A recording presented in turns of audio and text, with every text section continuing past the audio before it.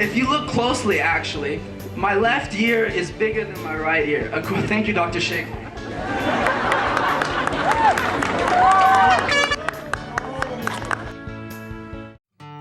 I would like to tell you what I personally learned from Ibrahim and what his way of life was.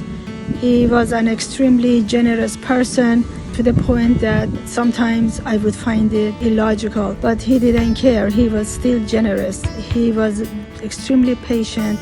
He was very forgiving, and he was just so nice to everyone. He was nice to people who actually wronged him many times, but he was still nice to them. He, I guess, closed his eyes to the background, to what they did before, to all the negativity that he could have considered, and was just loved them and was very kind to them. And he just always, whenever anybody needed help, he closed his eyes to whatever background they had, like even if they have wronged him, if I don't know, you could say, I mean, if they disagreed with him politically, even for religion, if they, I guess, supported the people that they didn't like, whatever the reason was, he always closed his eyes to that, and he always was able to find love and help for them. So this is the way he treated people, and amazingly, this is how Allah treated him. Allah just took him, and I guess closing his eyes into his negative things and all the wrong things he did. And it's just amazing that you get treated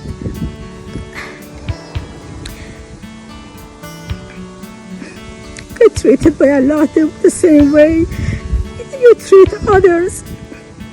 And there's been so many signs and so many stories I could tell you, but I mean, I didn't even expect Ibrahim is accepted as Fatima Zahra's son. I mean, there's stories I can tell you about that, and it's just that I am just shocked at the level that he reached, and just the way Allah has been merciful to him. It's just amazing, all these things I'm hearing. I mean, there's a lot of things going on, and it just shows me that the way we act in our lives, just things are not the way we think. The youth should know that it doesn't matter if you have done, I mean, not that it doesn't matter, but if you have done something wrong, Allah is very forgiving, and Allah will forgive you, but you need to have a pure heart. He did not have a shred of jealousy or any resentments towards anybody. He had completely pure, loving heart. And I think if you do just 2 rakat of salat with a pure heart, is better than many years of doing salah and worshipping Allah.